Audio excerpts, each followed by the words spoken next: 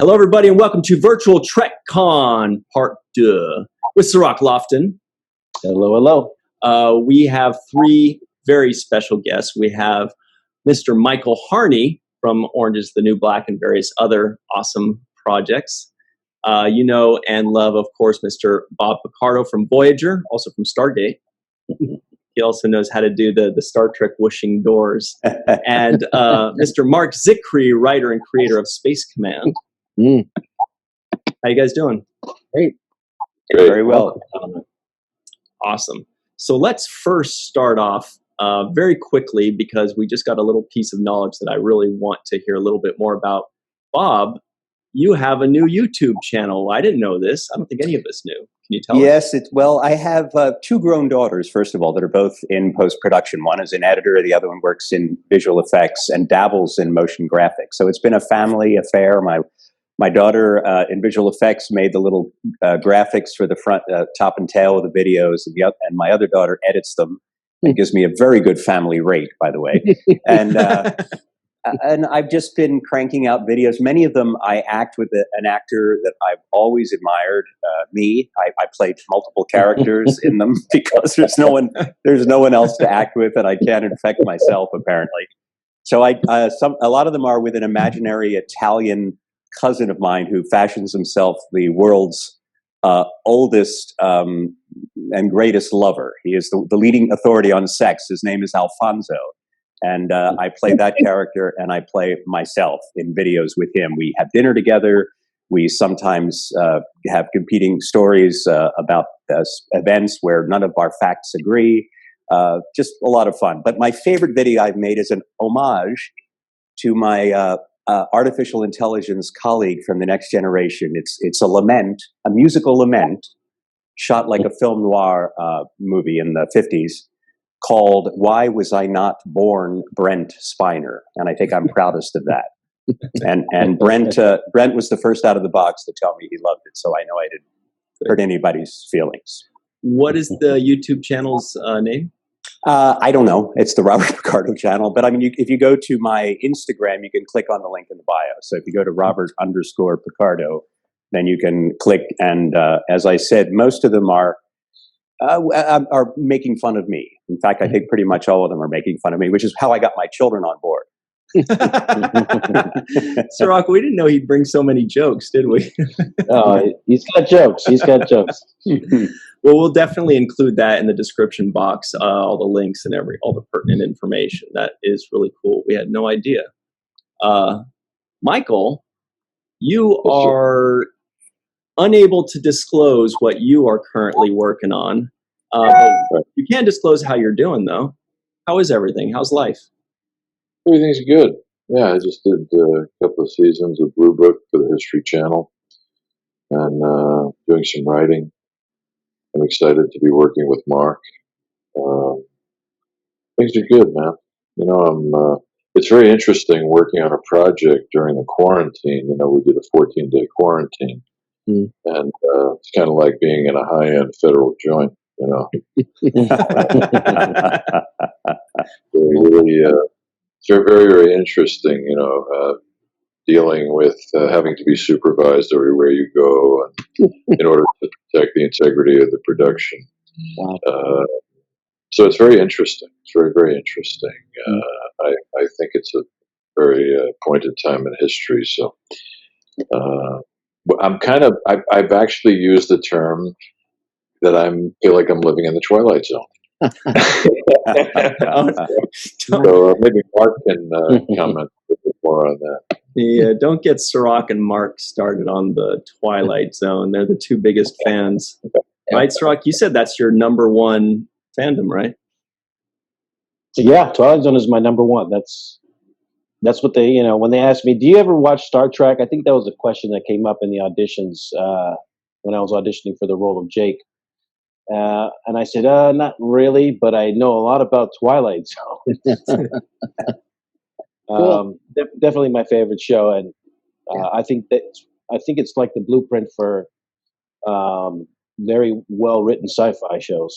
Yes, yeah. Mm-hmm. Well, Rod was the inspiration for all of us who are show creators. I mean, if you talk to David Chase or Matt Weiner. I mean, even guys who aren't doing science fiction, Rod is the icon. He's definitely the model, because prior to that, producers ran television and the writers were subordinate. And Rod was really the first showrunner where the writer ran the show, and he did such a brilliant job of it. And I'm actually working on a new Serling project that I can't go into much detail about, but it's incredibly cool, and I'm sure you'll really like it, Sirach. So and perhaps we'll be in it. We'll talk. So, Ooh. Wow, that would be a dream. yeah, it'd be super fun. So great. So we're all gathered here together to discuss a project called Space Command. Yes. This has been Marc Zicree's brainchild for many, many years. Michael, you and Bob really seem to have helped bring it to life. I know, Bob, you did some amazing scenes with Mr. Doug Jones, which is actually where I met Doug. You guys just worked together so well, and it was one of those things where, as a fan, being able to see it, up close and personal on set, I didn't want it to end. I wanted the two of you to just keep working together in future episodes or future productions, or just keep working together. Can you tell us a little bit about what it was like working with Doug Jones? Or maybe I'm way off. Maybe you're like, dude, it was just a job. I don't even know the guy. He was fine. Doug and I had met years ago on an episode of The Outer Limits, where he played this sort of alien that was in a kind of a deep sleep situation, I guess. And I was what's the word? I guess I was somebody who wanted to make this discovery and release it to the world, in order to make money and fame, and acted recklessly, and all hell breaks loose, I think is what it was. But anyway, I liked Doug back then, didn't see him for a number of years, but always enjoyed his work. I was amazed at his work in the intervening years. And then when we met to work together on Space Command, I could simply say that he's the kind of actor that makes you better, because he's so real that you can have no artifice yourself. You just peel everything away. I like to kid around a lot and joke a lot, and because I have a glib streak as a human being or as a personality, I'm always careful to try to put that aside in my work, unless it suits the character, or suits the tone or nature of the material. But Doug is just so, to the bone real, and one of the great listeners that I've ever worked with, that he just makes you better. So I would drop anything to work with him again, and hope that I'll be doing that in the future. I had a question really quickly before you go. Sorry to interrupt you, Brian. No, please. Robert, the character that you play is a religious character, a highly religious character. Is that the first time that you delved into that kind of a role, and somebody who was, where faith was so important to who they were? No, it's a great question, and I actually have played a number of over the years. In the last, say, 3 years, I think I've played Catholic priests 2 or 3 times, and Jewish rabbis 2 or 3 times. So I'm completely ecumenical in my in my role choices. Right. I actually like playing people of faith, and I enjoy it, whether it's often because in the context of most, often there's a certain amount of conflict in the person. They're having a crisis of faith, which is what made the role particularly interesting. But it is the first time I played a Muslim, which was great. I had to be taught a little bit. We had to have we had a gentleman of that faith come and put me, teach me about praying, and how you pray, how you prayed, and not only how many times a day, but the physical posture on the rug, and even though you only see the sort of the beginning and the end, I think of my actual prayer at different points in the movie. It's when you're playing a character of faith, and I consider myself a person of faith, that part is the same. It's the same God, and it's the same, and And whether you believe as Jesus as the Messiah or just a great prophet, you're always dealing with a God and various very influential humans that were prophets to whatever their particular faith that grew up over generations became. So I enjoy playing the character, a person of faith, but it was particularly interesting because he's having a crisis ever since he lost his wife, who was being heroic in trying to save other people in a crisis, and she died so tragically, and blames himself for not having been able to save her. Or you're not even sure if he's saying, I should have died with her. But of course, they had a son that he had to raise. So he's got a certain amount of guilt and tremendous rage, I think, against his God. But he still keeps praying, hoping, I think, that he's going to hear the voice again, because he hasn't heard. He said, I say in the movie, God has been silent. Since my wife died, the voice of God has been silent in me, which implies that he used to hear or felt that he heard God's voice in his life. It's a very tragic man, a man who's been, so damaged by this tragedy in his life, and yet he's still kind of going through the motions and half alive. And then he becomes absorbed in this other mission regarding saving Doug's character, who is a synth, an artificial intelligence character who was designed to be just sort of a work drone. But it deals with all the same issues that we dealt with in Star Trek, but it's from the other side of the table now, because instead of being the artificial intelligence fighting for his own entitlement as a fully formed individual, now I'm listening to another character explain that to me. So for many reasons, it was the same but very, very different from anything I've done before, and that's what made it interesting to work on. Mark. Go ahead. Sorry. No, finish up. I just wanted to ask Mark where the impetus for the idea is to introduce Islam into a science fiction story, and that's kind of an original thought. It's great too, Sirach. You're asking the questions that I was going to ask anyway, so this is perfect. I'm going to go take a nap. This is great. Flying to this coast, and and I realized that actually I've worked with all of you as actors because I came up with Far Beyond the Stars as well, and there are two things that run through pretty much my body of work, and I think one of the reasons why Twilight Zone spoke so strongly to me when I was in my early 20s and wrote The Companion. I'm very interested in compassion as an active force in the world. That compassion can heal us, can bind us, can make love is an active power in the world. That's a counterweight against the evil, against the violence, against the brutality. And so when Bob was talking about the psychic wound he has from the loss of his wife as a character, his showing compassion to Doug's character and saving him is what starts to heal his heart in a certain way, because now he can take action and he can save someone else where he couldn't save his wife, and that's very meaningful. And in terms of him being a Muslim, first of all, I thought that Muslims are treated very badly in American media in general. Either they're they're either the villain, or they're except in comedy shows they're kind of like not major characters in a very concrete way. And so I very much wanted to have a Muslim character.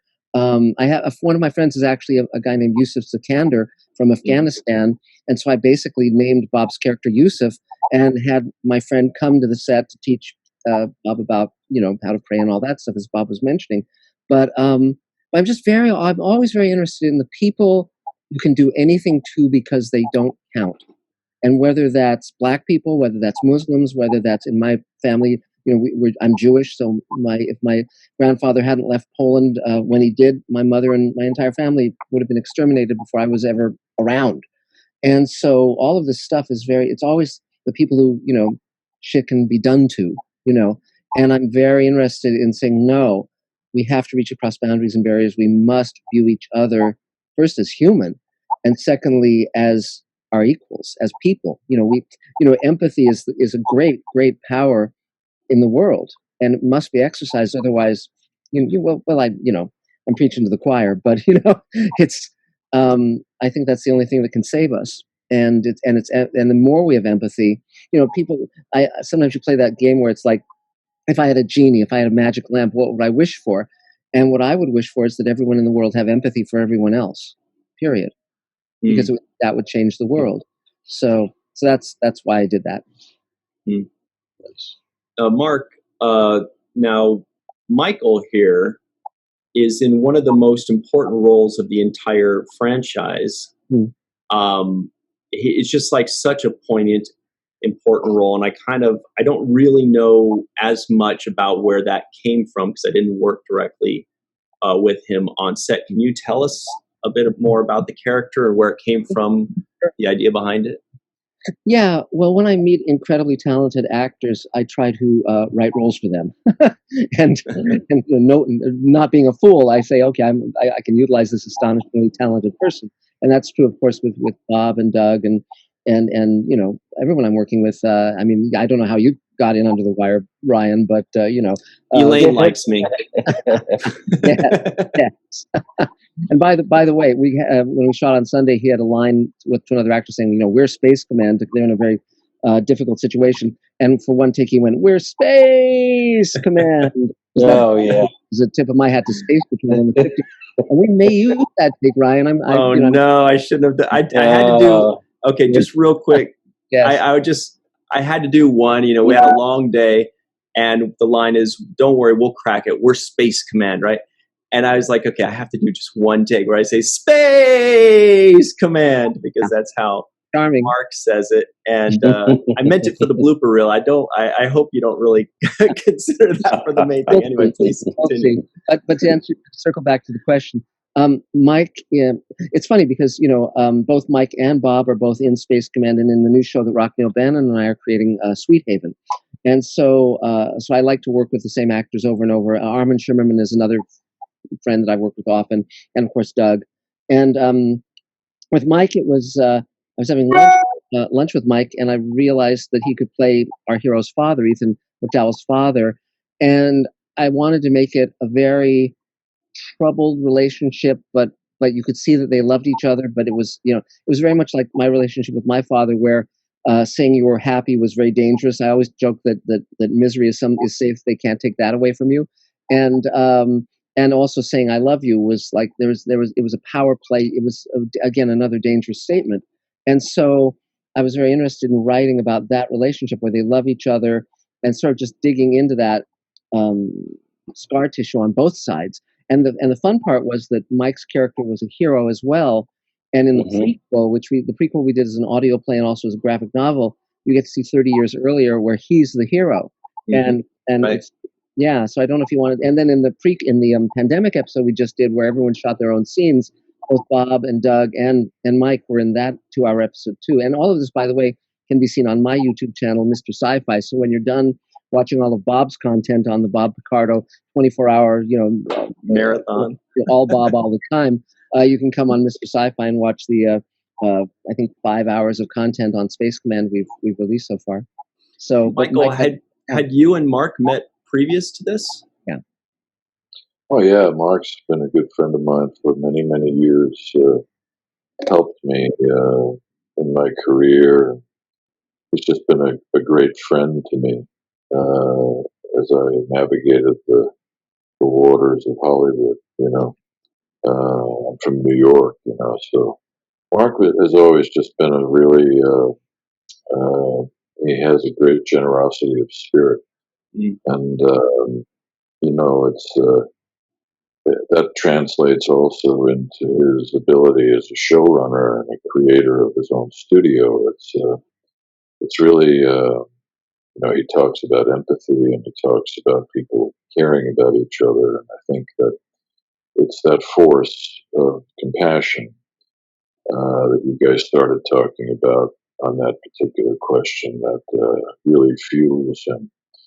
And when that happens, that's a special situation for the life of a project. It certainly has a lot to do with the interpersonal positivity that happens on set.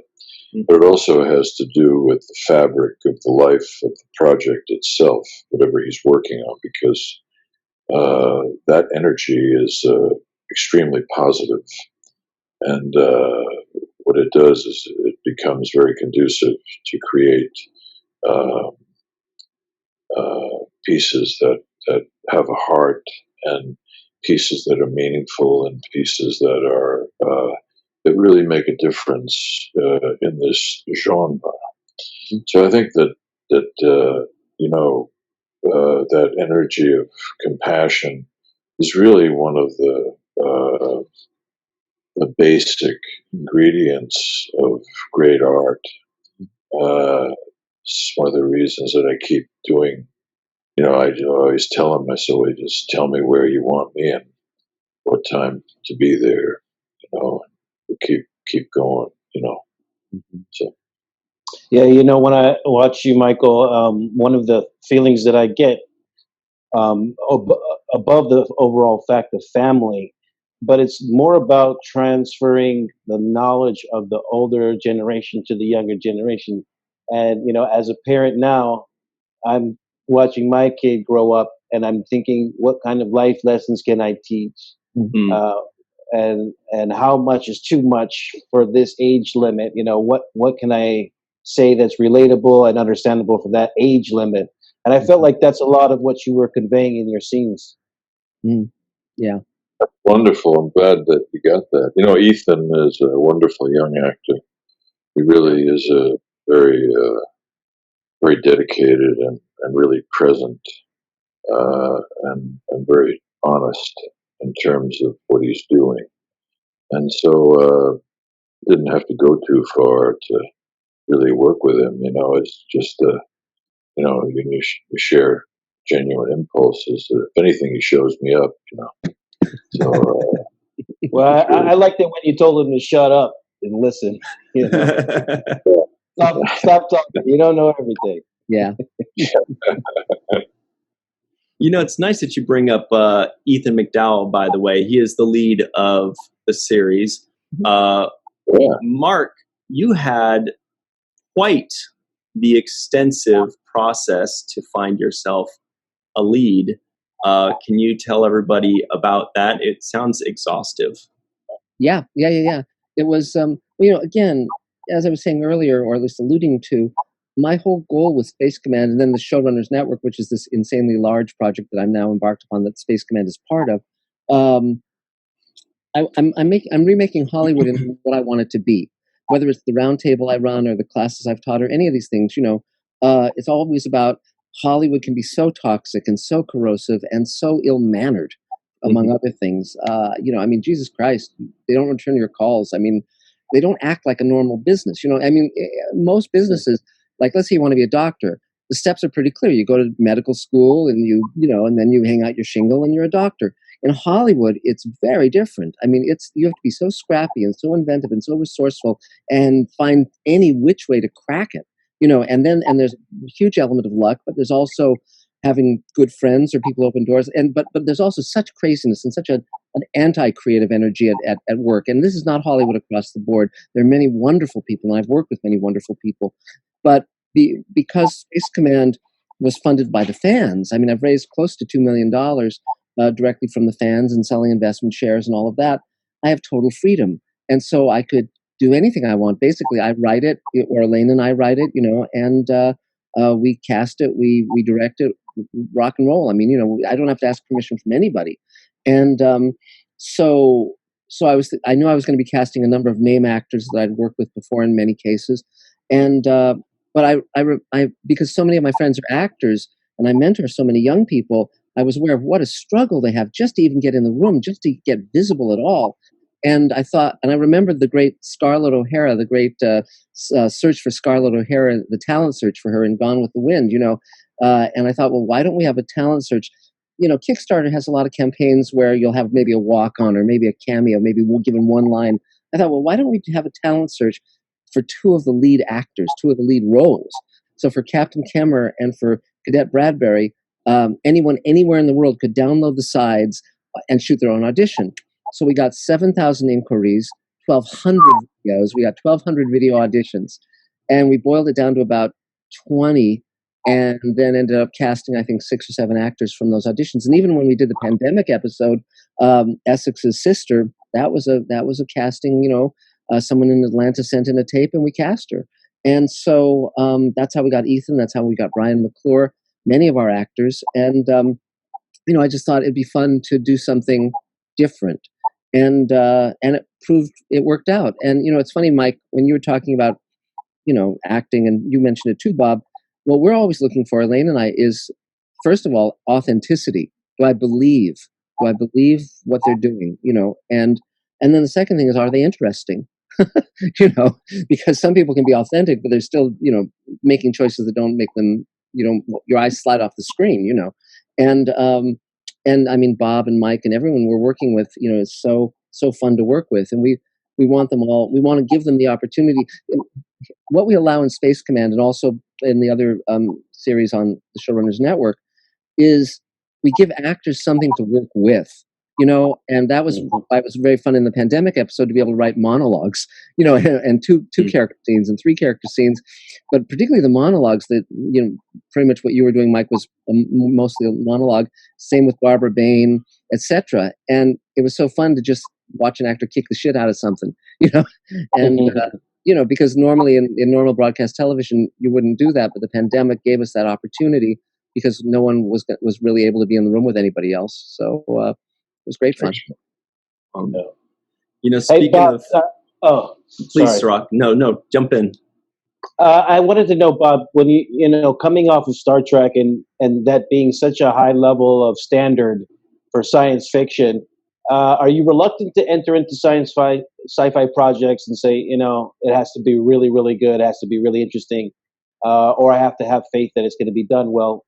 Are you more reluctant because of your experience on Star Trek? It's a good question. It's always about it's about the material and about the role. And even if I don't, even if I read the whole script and I think the script may have some problems, if I am in basic, if it's a comedy script, if it's still if I still found it funny. Or whatever it is. I mean, there's another project that I'm involved in on Kickstarter now, playing a character that I've done before, playing basically a villain character, an obsessive kind of, villain character. I thought the overall project was interesting enough, and the animation they showed me good enough, because it's a mix of live action and animation, that I wanted to be part of it. I just shot something for a producer in Germany. I shot my own stuff. I didn't know you could shoot 4K on an iPhone before. So I shot I think I play the president of the universe or the president of the solar system or something in the future. And I shot it, here. So it's, I've done a couple of COVID movies in the house where I play either a therapist or something who's trying to save some person who's having a really tough time coping with the isolation. And then I went down to LA 2 or 3 weeks ago to work on 2 different shows with very high COVID protocols. One of which I played a hypochondriac during the COVID pandemic. So that was great. I had 3 masks on while I was shooting. And hopefully people can recognize my voice. I literally had an N95 over an N95 and a face shield and a makeshift plastic bag, body outfit, and plastic gloves. So I was the safest person on set. But it's really about the material. And I also love to keep working. I had the advantage of going from Star Trek to working on one of our competitor franchises, Stargate, Atlantis, which was a very different style show. The whole tone of the show is different. But I found that fun and different. Just the differences with Star Trek, the fact that it was more seat of the pants, that it was set in a secret science fiction, a secret program in the present day. So unlike Star Trek, where we're very careful to stay away from contemporary speech, anything that identifies it as 21st century. That show was, with the tone of which had been set by Richard Dean Anderson, was a kind of science fiction that you're winking at the camera the whole time, going, "We're going to save the world in 43 minutes."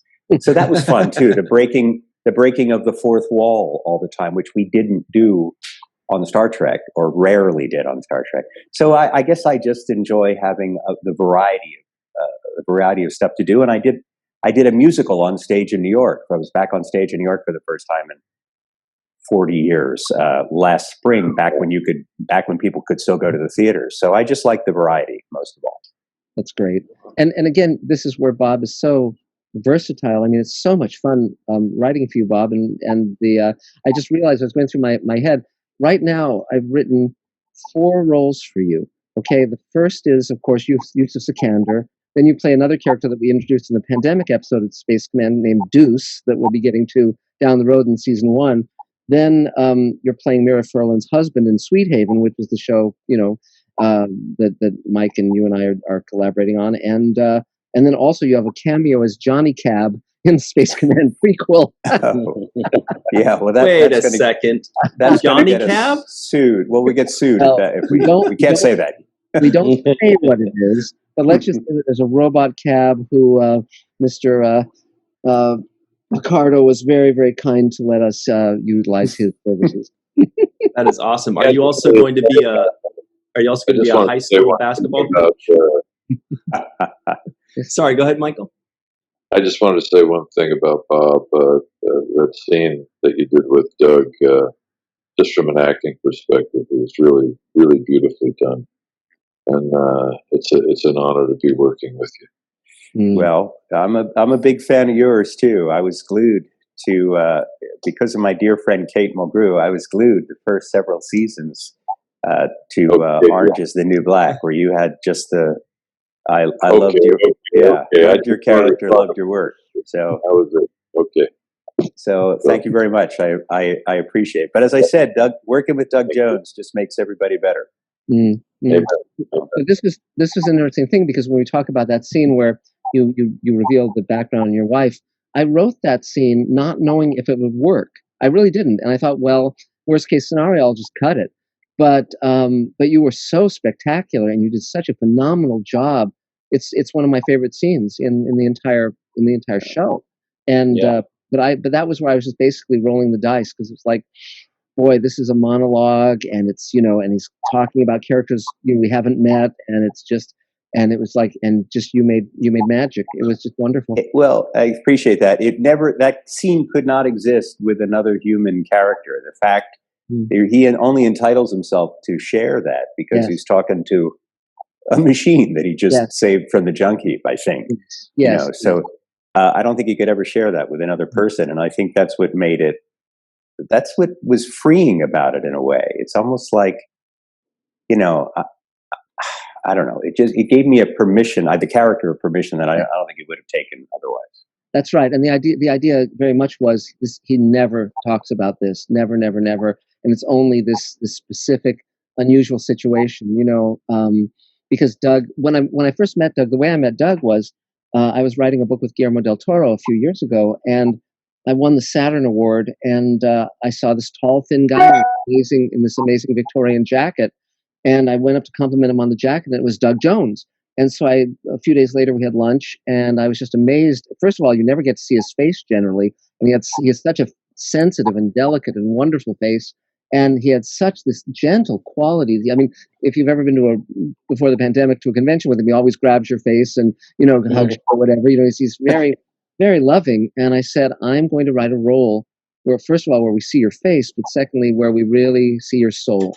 And that was the whole idea, that this is a character who just has no guile at all, none. He's totally open-hearted, and I thought it was very fun to write that character and then see how your character and Mira and all these other characters, rise to the opportunity and the challenge that he offers. So it was really, really fun.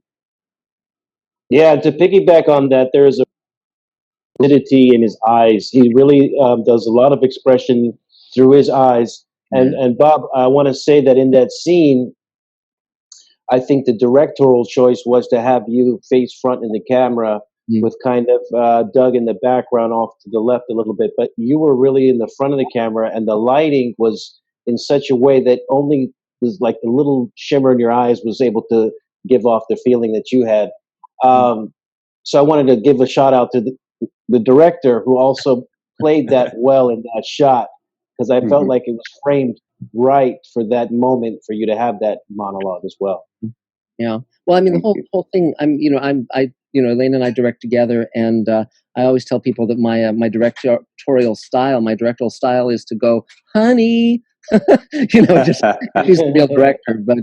But I do know well enough from reading books by really good directors, and also the work, that I just you don't get too busy. You let your actors have the window. You don't mess with it. You give them the room to do what they're so spectacular at, particularly with emotional moments. And in Mike's scenes with Ethan, there's that same quality of just, let's look at this guy. He's so interesting, and he's so complicated, and he's a loving man, and he's a heroic man, and he doesn't step back from challenges, but he's wonderful to have on your side and very difficult to have in your, to be your dad or your husband or whatever. He's a handful. And so that's, I was very interested in because Space Command takes place over many generations, and we see the different generations of captains in Space Command, father to son to grandson to great grandson. I didn't want them all to be the same guy. They weren't all going to be James Kirk, and so I made it I made a very deliberate choice to have Mike's character be very different from Ethan's character, who's very different from Aaron Gaffey's character, who plays his Ethan's great grandson. So it's very interesting to see the different ways you can craft a character who's a hero, and that's actually a very fun challenge. You see, there aren't a lot of people that could put all this together, Mark. Together, I'd just say that. Thank you, Mike. And just one thing I do want to mention is that I've alluded a little bit to the Showrunners Network, and I'll just say what that is. In my whole career, what I do is I set myself a challenge that's impossible, and then I pull it off, and and then I set a bigger one that's even crazier. So Space Command is crazy enough, to do your own science fiction show, without a studio or a network.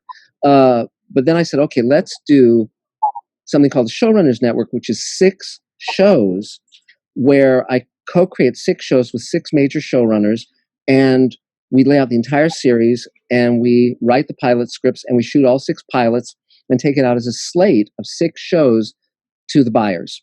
So right now, the way it's stacking up is Space Command is in first position, Sweet Haven is in second. That's the show I'm creating with Rockneil Bannon, which ironically we came up with immediately before the pandemic, but it's about a world where a genetically altered disease kills everyone in the world under 60. And so the people 60 and above have to figure out how to save humanity. And Mike is one of our leads in it. He plays twins, interestingly enough. And Bob plays Mira Furlan's husband, and they have to decide whether or not they're going to be put into a fertility experiment and go through all of that stuff. So you're going to have to age them a bit?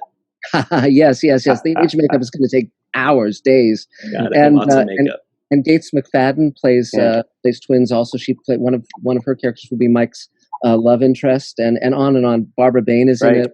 It's a phenomenal project. And Mark made an irresistible offer. Would you like to play a character who's still sexually active? Yes. So, absolutely, sure. Yes. And it's one of the rare times I've had an actor insist on a nude scene. So, well, that's great. Okay, we're just about out of time here. There were 10 jokes that popped in my head as soon as you said that, Mark, but I'm like, we got to move on. yeah. But Michael, it was mentioned a bit ago about Miss Kate Mulgrew, who is a legend in Star Trek lore and other places. Have you noticed the Star Trek fandom that kind of came over to Orange is the New Black? Because I know that's how I found out about the show, and I know a lot of Star Trek fans found out about the show because of Kate Mulgrew pushing for it so much. Did you notice the presence of Star Trek fandom surrounding Orange is the New Black, or did that just not really ever come up and you kind of have your own bubble? I'm not very big on social media, I don't, I'm not really into the whole thing, but I love Kate. Kate was so wonderful to work with. We had a wonderful, wonderful run, and it was just such a, I don't know how to say it. I guess it was just so, it was such a great environment. She created such a great space for us to really be uh, very present with each other, and we were able to really get into a very beautiful sharing of what was happening between our two lives on screen. So much so that they kept writing for us, and that's always a thing, right? But I love Kate. Again, just very privileged to be able to have worked with her, and hope I could do it again. Mm. Yeah, Michael, do you mind just saying you've reached Sirach's phone? Please leave a message, because your voice is so good to listen to. But I can just hear you talk all day. Yeah. And again, when when I first got to know Mike, I mean, he has such a great gravitas, and it's so much fun. And I said, and it's funny because after we worked on Space Command, I said, I'm going to create a series around you. And one of the things that's fun, I was going to say, one of the things that's fun about being me is that there's so much bullshit in Hollywood. It's so nice when I'm able to be someone who I never say anything I don't mean. So, when I said, okay, I'm going to write a role for you, did. And I just thought you were. I didn't think you were going to go through with it. Yeah. But, I say that because of all the years. And Bob, you could probably, people tell you a million things, and say, hey, what happened to that? I've been real lucky. Yeah, real lucky. There's a lot more fun. You being one of the big parts of that. Yeah, well, I mean, you deserve it. You're spectacularly talented, and quite frankly, I mean, for me, I love actors. I love working with actors. Elaine was an actor before I knew her, and she's a terrific director as well and writer. But for me, you guys are all my partners. You're all my collaborators, and so I'm always amazed when people treat actors badly, because you guys are the ones who make it happen. And I'm very grateful to have you guys in my life. Yeah, Mark, I think you really should be congratulated for the work that you're doing. You're taking something which is this big infrastructure that's been really a monolith and a Goliath to try to break into Hollywood entertainment. It's very structured, and it's very difficult to crack into. But with the advent of different ways to share content and the internet and all kinds of things that have emerged from that, the power has started slowly to become back into the people's hands, and able to get their own voice out there without the overlords telling them what they can and can't do. So I want to commend you for that as well, because that's something that's going to really change the way productions are done going forward, and you're one of the pioneers getting that done. Yeah, well, thanks a lot. I mean, when I wrote the Twilight Zone Companion, I got deep into the 50s, and when Rod and those guys, Patty Chayefsky and Reginald Rose, were creating television, and it feels very much like it does now, because they didn't know what the rules were, so they made the rules, and they were able to create an amazing body of work, particularly Serling, of course, and and so I feel like I'm on the shoulders of giants, and I'm in part of a great tradition. But yes, I thank God for the internet. I thank God for crowdfunding, all these wonderful tools. I would not go back to the old days in my own career. I mean, as much as I enjoyed working on all these wonderful shows that I worked for at the studios and the networks, I'm having the best time of my life right now. Last quick thing before we run, Mark, you wanted to throw a quick word out to the vendors in our awesome promenade for Virtual Trek Con. Yes. So this is my message to all of you who are enjoying the content we're putting out on Virtual Trek Con 2. Thank you, Ryan. Thank you, Sirach, for doing this.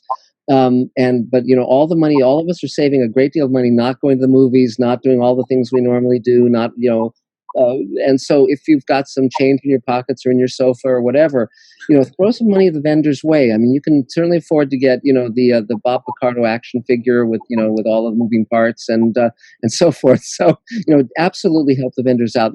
I promise you there'll be some show, something. I mean, you could have the action figure of Bob's character from Star Trek Voyager battle the action figure of Bob's character from Stargate or whatever, and so just.